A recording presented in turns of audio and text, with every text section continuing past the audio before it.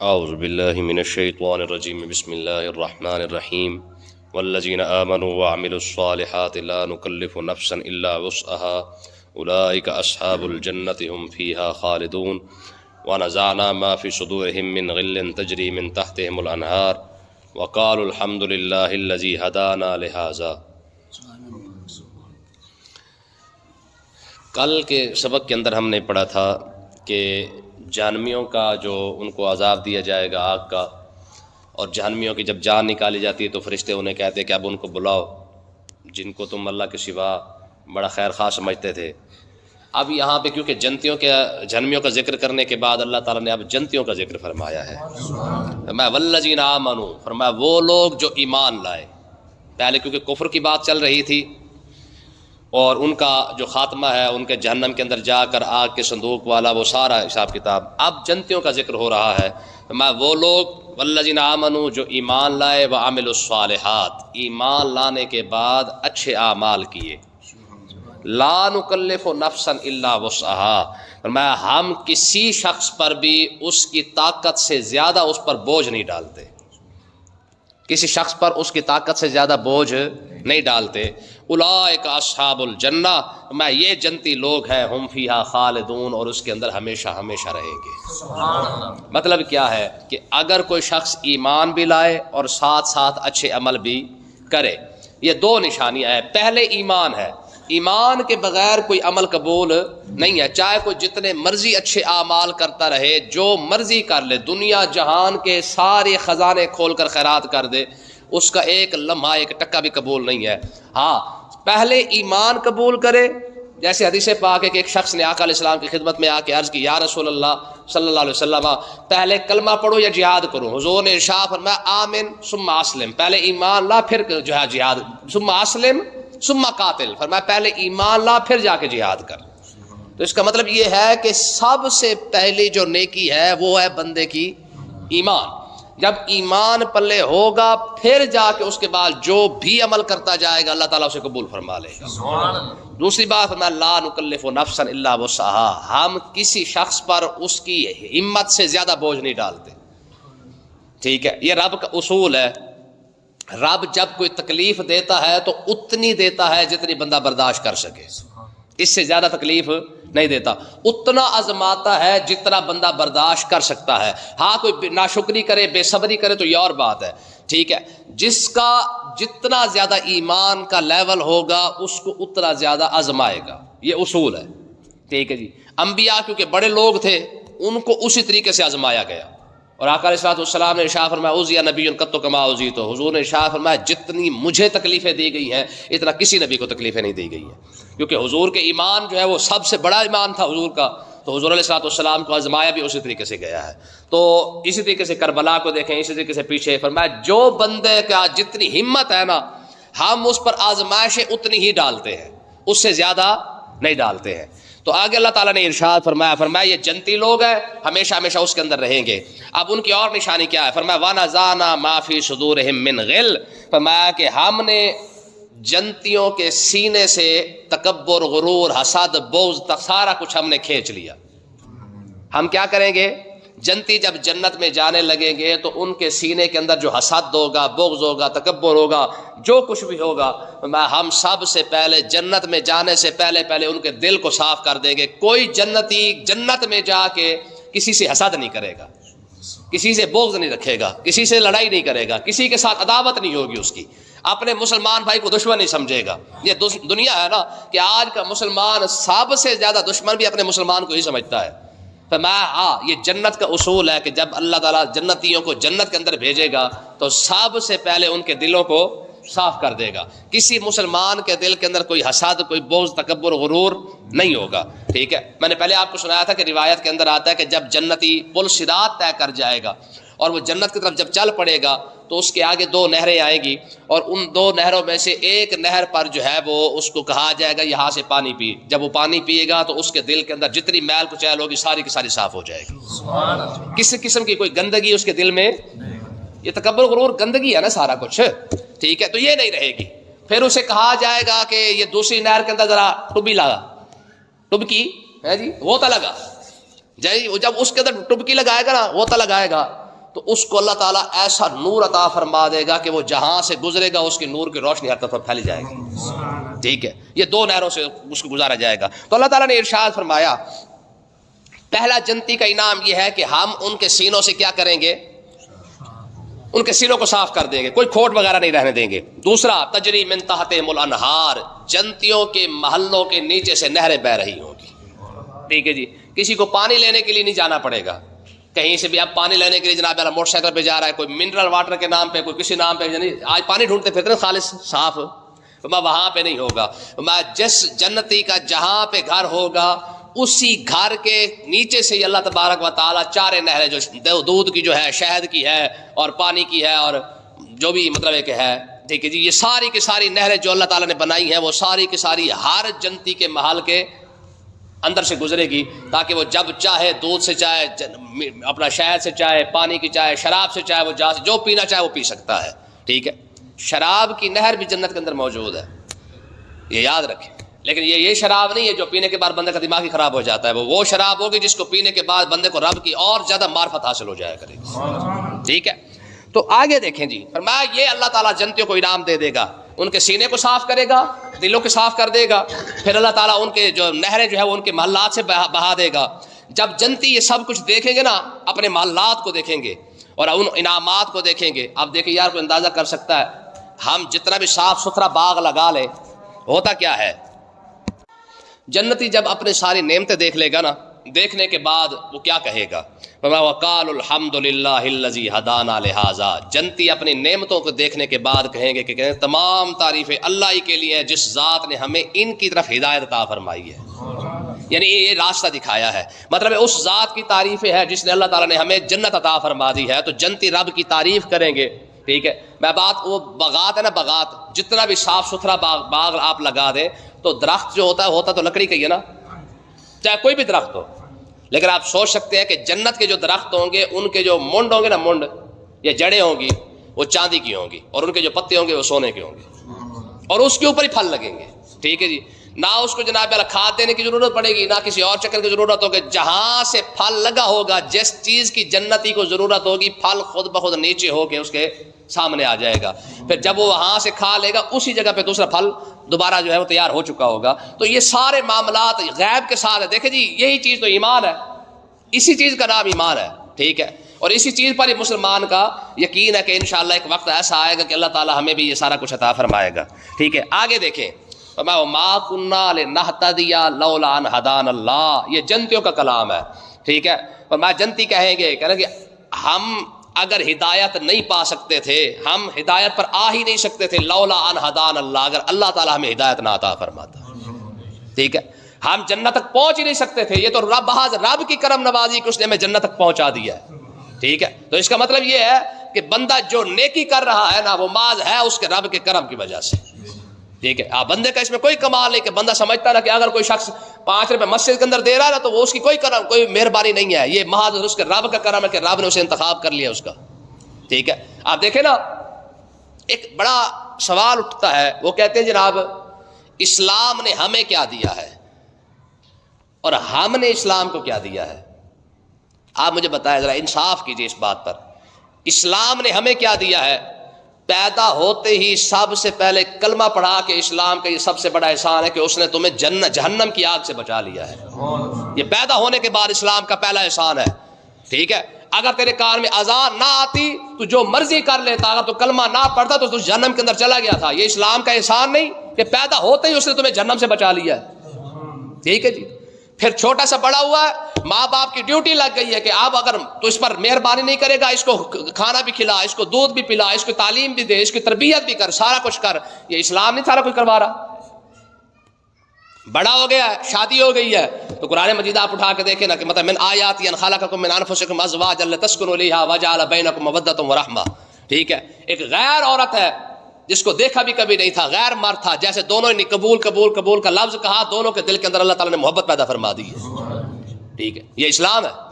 پھر آگے چل کے دیکھیں, جب اولاد ہوئی ہے, اب اللہ تعالیٰ نے اولاد کی ڈیوٹی لگا دی ہے. فرمایا آپ تیرے کیونکہ یہ ماں باپ بوڑھے ہو چکے ہیں, اب اس کی خدمت کرے گا تو جنت میں جائے گا, وگرنہ جنت میں نہیں جائے گا. یہ سارا کچھ اسلام نہیں دے رہا. تو پیدا ہوا تو اسلام نے مہربانیاں کرنا شروع کی ہیں، تیری اولاد ہوگی، اسلام کی مہربانیاں ختم نہیں ہوئی ہیں۔ پھر اگلی بات دیکھیں، فرمایا کہ جب انسان کی داڑھی چٹی ہو جاتی ہے نا تو اللہ تعالیٰ ارشاد فرماتا ہے چٹی داڑھی والے کا تو میں خود بھی حیا کرتا ہوں۔ یہ اسلام کی برکت نہیں؟ چٹی داڑھی صرف مسلمانوں کی ہوتی ہے، کافروں کی نہیں ہوتی؟ یہودیوں کی بھی تو ہے نا یار، وہ بھی تو بوڑھے ہوتے ہیں، عیسائی بھی بوڑھے ہوتے ہیں، سارے ہندو بوڑھے ہوتے ہیں، دنیا جہان کا ہر مذہب کے ساتھ تعلق رکھنے والا، دنیا کو نہ ماننے والا، خدا کو نہ ماننے والا بوڑھے تو وہ بھی ہوتے ہیں۔ داڑیاں تو ان کی بھی چٹی ہوتی ہیں، لیکن ان کا حیا کیوں نہیں ہے؟ آقا علیہ السلام کی حدیث پاک ہے، حضور نے ارشاد فرمایا من لم یرحم صغیرنا ولم یوقر کبیرنا فلیس منا۔ حضور نے ارشاد فرمایا جو ہمارے چھوٹوں پر رحم نہیں کرتا، بڑوں کی عزت نہیں کرتا، اس کا ہمارے ساتھ تعلق ہی کوئی نہیں ہے۔ یہ عزت کس نے دی ہے؟ ٹھیک ہے، تو چھوٹا ہے، تجھ پر رحم کی بات پہلے کی جا رہی ہے، تو بڑا ہو گیا، بوڑھا ہو گیا، تو پھر حضور فرما رہے فرمایا ولم یوقر کبیرنا فلیس منا، جس نے ہمارے بڑوں کی عزت نہیں کی نا فلیس منا، اس کا ہمارے ساتھ کوئی تعلق۔ یہ سارا کچھ اسلام نہیں دے رہا؟ پھر اگلی بات دیکھیں یار، بندہ جتنا بوڑھا ہو جاتا ہے، جتنا بوڑھا ہوتا جائے گا، رب کی رحمت کے اتنے ذرا قریب ہوتا جاتا ہے۔ ایک حدیث پاک کے اندر آتا کہ جب کوئی شخص 90 سال کی عمر کو پہنچ جاتا ہے نا، اللہ تعالیٰ فرشتوں کو فرماتا فرمایا میرا بندہ بوڑھا ہو چکا ہے، 90 سال کی عمر کو پہنچ چکا ہے، فرمایا آج کے بعد اس کا کوئی گناہ نہیں لکھنا ہے، ہاں نیکیاں لکھ لینی، گناہ نہیں لکھنا اس کا۔ بتاؤ دنیا جہان کا کسی مذہب کو تو اٹھا کے دیکھو یار، کوئی ایسی مہربانی کرتا ہو؟ پھر تیرے مرنے کے بعد تو امیر ہے تو غریب ہے جو مرضی ہے، اب وقت کا امام بھی ہے تو وہ پیچھے کھڑا ہوا ہے، تیری چار پائی کو تو ایک بندہ بھی اٹھا سکتا تھا، کندھے پہ اٹھا کے بھی قبرستان جایا جا سکتا تھا یار، چار بندے اٹھا کے پورے پروٹوکول کے ساتھ لے کے جا رہے ہیں، وجہ یہ عزت کس نے دی ہے؟ ابھی بھی اسلام نے کچھ نہیں دیا۔ ہاں یہ ضرور ہے کہ تو نے اسلام کو کیا دیا ہے۔ دکان تو نے بنائی، اسلام کا کتنا فائدہ ہوا؟ فیکٹری تو نے لگائی، اسلام کا کتنا فائدہ ہوا؟ تیری زمین کا اسلام کو کتنا فائدہ ہوا ہے؟ تو کالج گیا، تو یونیورسٹیوں کے اندر گیا، تو نے پڑھا، تو نے اپنی پڑھائی کا اسلام کو کتنا فائدہ دیا؟ یہ بھی تو بتانا ساری زندگی کے اندر، ہماری پوری زندگی کے اندر سوائے جمعے والے دن مسجد کے اندر 10 روپے دینے کے اور کوئی نیکی نظر آتی ہے؟ تو انجینئر بن گیا، تو نے اسلام کو کتنا فائدہ دیا ہے؟ تو وکیل بنا، اسلام کو کتنا فائدہ دیا ہے؟ تیری ڈاکٹری کا اسلام کو کتنا فائدہ ہوا؟ یہ بتا۔ اسلام کی تو اتنی بڑی بڑی مہربانیاں ہیں، ٹھیک ہے۔ آقا علیہ الصلوۃ والسلام کتنی خوبصورت بات ہے یار، حضور نے ارشاد فرمایا جس بندے کی اپنا ایک بچی پیدا ہوئی نا، اب 3 بچیاں ہوں، 3 بچیوں کو پالنے کے بعد اس کی پرورش کیا اور اگلے گھر جو ہے وہ اس نے جناب اللہ رخصت کر دیا، تو حضور علیہ الصلوۃ والسلام نے فرمایا قیامت کا دن آئے گا، اس کی شفاعت میں خود کروں گا۔ تیری تو خالی بچیاں پیدا ہوئی تو اسلام نے مہربانی کر دی ہے۔ یہ بھی حدیث پاک دیکھیں، فرمایا کہ جب کسی شخص کے گھر کے اندر بچی پیدا ہوتی ہے نا تو رب فرماتا ہے کہ اب اس کی ذمہ داری جو ہے وہ مجھ پر آ گئی ہے۔ اگر بچہ پیدا ہو تو اللہ فرماتا ہے جا اپنے باپ کا جو ہے بازو بن جا، اگر بچی پیدا ہوتی ہے تو اللہ فرماتا ہے اب اس کی ذمہ داری مجھ پر آ گئی ہے۔ یہ اسلام نہیں؟ ہاں ہم نے اسلام کو کیا دیا ہے، یہ سوال ہے۔ آج سوشل میڈیا کا دور ہے، ہر بندے کے ہاتھ کے اندر موبائل ہے، کوئی فلمیں بھیج رہا ہے، کوئی ڈرامے بھیج رہا ہے، کوئی جناب اپنے اکاؤنٹ کو جو پتہ نہیں کیا کچھ کروانے کے چکر میں۔ یہ بتا تیری صلاحیت کا، تیرے کمپیوٹر کا، تیرے موبائل کا، تیرے سوشل میڈیا کا اسلام کو فائدہ کتنا ہوا ہے؟ اصل چیز تو یہ ہے، مسئلہ سمجھے نا جی۔ ہر بندے کے دماغ میں یہ بات ہے جو چھوڑو جی وہ تو آگے نکل گیا، وہ تو جناب بڑی ترقی کر گئے ہیں، ترقی تجھ سے زیادہ آج تک کافر نہیں کر سکا ہے، ٹھیک ہے نا جی، ان کے پلے تو آج بھی کچھ نہیں ہے۔ لیکن سوال صرف اتنا ہے کہ ہر وقت یہ ناشکری جناب اللہ چھوڑو جی مسلمانوں کا حال ہی کوئی نہیں ہے، مسلمانوں کا کچھ بھی نہیں ہے، ٹھیک ہے۔ ہم جتنے بھی گندے ہو جائیں نا تو آقا علیہ السلام نے فرمایا ابو ذر من قال لا الہ الا اللہ فدخل الجنہ، جس بندے نے میرا کلمہ پڑھا جنت کے اندر ضرور جائے گا۔ ہاں ہم جتنے بھی گندے ہو جائیں کم سے کم یہ امید تو ہے نا کہ یار جنت تو کم سے کم ہم جانا ہی جانا ہے، ٹھیک ہے، اللہ کرم فرما دے گا۔ باقی دیکھیں یاد رکھیں، بابا جی علیہ رحمہ فرماتے تھے گناہ گار کے لیے معافی ہے، گناہ گار بن کے رہے، ان کی خوشامدیں نہ کرے، غدار بننے کی ضرورت نہیں ہے۔ جب بندہ ظالم کی حمایت کرتا ہے، جب بندہ کافر کی تعریفیں کرتا ہے، غداری تو ہو گئی، بات سمجھ گئی نا۔ تو اللہ تعالیٰ نے ارشاد فرمایا ما کننا لنہتدی لولا ان ہدانا اللہ، فرمایا کہ جنتی جنت کے اندر جا کے کہیں گے کہ خدا کی قسم ہمیں یہ جنت کی نعمتیں مل ہی نہیں سکتی تھی، یہ تو ماذ رب نے کرم فرما کے ہمیں عطا فرمائی ہیں۔ لقد جاءت رسل ربنا بالحق، کہ ہمارے رب کی طرف سے سچے رسول ہمارے پاس آئے اور انہوں نے آ کے ہمیں سارا کچھ دکھایا بتایا، جب ہمیں بتایا تو ہم نے اس پر عمل کیا تو اللہ تعالیٰ نے یہ جنت عطا فرمائی ہے۔ فرماتے جب یہ باتیں کریں گے وہ نودو، ایک آواز دی جائے گی، ان تلکم الجنت ورثتموها بما کنتم تعملون، کہ اے جنتیو اللہ تعالیٰ نے یہ جنت تمہیں عطا فرما دیا تمہارے اعمال کی وجہ سے، آج تم عمل کر کے آئے تھے، رب نے جنت کا تمہیں وارث بنا دیا ہے۔ دیکھیں جنت کا وارث کیسے بنتا ہے؟ وارث ہمیشہ انسان چھوڑی ہوئی چیز کا بنتا ہے۔ جب کوئی شخص چھوڑ جاتا ہے نا کوئی چیز، پیچھے والا آ کے اس کا وارث بن جاتا ہے، تو جنت کے وارث کیسے بنتے ہیں؟ اللہ تعالیٰ نے کافروں کے بھی محلات جنت کے اندر تیار کیے ہیں، یاد رکھیں۔ دنیا کے اندر چاہے وہ ہندو ہے، سکھ ہے، عیسائی ہے، یہودی ہے، کسی بھی مذہب کے ساتھ تعلق رکھتا ہے، چاہے نہیں بھی رکھتا، ٹھیک ہے، کافر بھی ہے، تو جنت کے اندر اس کے محلات موجود ہیں، اس کے باغات موجود ہیں۔ قیامت کا دن آئے گا، اس کو دکھایا جائے گا، فرمایا وہ دیکھ یہ سب کچھ تیرا تھا، اگر تو کلمہ پڑھ جاتا، مجھے مان جاتا تو تجھے مل جاتا، اب تجھے نہیں ملیں گے، اب اس کو ملیں گے جس نے میرا کلمہ پڑھ کے مجھے مانا ہے۔ تو اللہ تعالیٰ نے جو کافروں کے جو محلات بنائے ہیں وہ بھی سارے کے سارے اللہ تعالیٰ مسلمانوں کو عطا فرما دے گا۔ فرمایا تھے ان کے لیے، لیکن کیونکہ انہوں نے نہیں مانا، جب انہوں نے نہیں مانا تو ان کے لیے کوئی شے نہیں ہے۔ پھر آگے ایک اور بات آ رہی ہے، دیکھیں، فرمایا وَنَادَى أَصْحَابُ الْجَنَّةِ أَصْحَابَ النَّارِ، ایک وقت ایسا آئے گا کہ جنتی جہنمیوں کو آواز دے کے کہیں گے، جنتی جہنمیوں کو آواز ماریں گے، ٹھیک ہے، ہوگا کیا؟ کہیں گے ان قد وجدنا ما وعدنا ربنا حقا، جنتی جہنمیوں سے کہیں گے اوئے ہمیں ہمارے ساتھ جو ہمارے رب نے وعدہ کیا تھا وہ تو سچا ہو گیا، فحال وجدتم ما وعد ربکم حقا، تمہارے ساتھ جو تمہارے رب نے وعدہ کیا تھا وہ بھی پورا ہوا کہ نہیں؟ گل سمجھ آئی کہ ایک وعدہ وہ جو جنتیوں کے ساتھ کیا تھا، جنتی کہیں گے آج ہمارے ساتھ جو ہمارے رب نے وعدہ کیا تھا نا وہ پورا ہو گیا، ٹھیک ہے، تمہارے ساتھ جو وعدہ ہوا تھا کہ میری نافرمانی کرو گے تم جہنم میں جاؤ گے، وہ وعدہ پورا ہوا کہ نہیں ہوا؟ یہ جنتی جہنمیوں کو کہیں گے، ٹھیک ہے۔ اور مزیداری کی بات دیکھیں، یہ صرف اور صرف کافروں کو کہیں گے، اگر جہنم کے اندر جو مسلمان ہوں گے ان تک یہ آواز نہیں جائے گی۔ کیوں؟ کیونکہ اگر مسلمانوں تک آواز جائے گی ان کو دل کو تکلیف ہوگی، یہ تانا بن جائے گا، اور مسلمان جہنم کے اندر بھی ہوں گے تب بھی ان کو تانا نہیں مارا جائے گا، کیونکہ انہوں نے واپس جنت کے اندر آنا ہے، چاہے کوئی تھوڑی دیر کے بعد آئے گا جنت کے اندر واپس تو آ جائے گا۔ یہ صرف اور صرف کافروں سے بات کی جائے گی کہ سناؤ اسی تو جنت پہنچا، تو اسی جنت میں پہنچے کہ نہیں، ٹھیک ہے۔ تو آگے کیا؟ قالوا نعم، وہ آگے سے کہیں گے ہاں باقی جو رب نے وعدہ کیا تھا نا وہ پورا ہو گیا ہے، ٹھیک ہے نا۔ خدا کی قسم اپنے مسلمان ہونے پر بندے کو فخر نہیں ہوتا، ٹھیک ہے، فرمایا ہاں وہ وعدہ پورا ہو گیا۔ فَأَذَّنَ مُؤَذِّنٌ بَيْنَهُمْ، فرمایا ان کے درمیان ایک شخص کھڑا ہو کے، ایک ندا دینے والا کھڑا ہو جائے گا اور کہے گا اللعنۃ اللہ علی الظالمین، ظالموں پر رب کی لعنت ہے۔ اور ظالموں تم نے ساری زندگی قرآن کو چھوڑ کر جہنم کے اندر کیوں آ گئے؟ رب کے رسول کو چھوڑ کے تم جنت کے اندر کیوں آ گئے؟ فرمایا ظالم کیسے ہے؟ فرمایا ان ظالموں کے رب نے نشانی بیان فرما دی، فرمایا کہ ظالموں پر لعنت ہے، اور ظالم ہیں کون سے جو جہنم کے اندر جائیں گے، جن پر لعنت کی جائے گی بس اس وقت؟ فرمایا الذین یصدون عن سبیل اللہ، فرمایا وہ لوگ جو اللہ کے راستے سے لوگوں کو روکتے ہیں، فرمایا وہ ظالم ہیں، ان پر اللہ کی لعنت ہے۔ اللہ کے راستے سے روکنے والے، اللہ کے راستے سے روکنے والے کون ہیں؟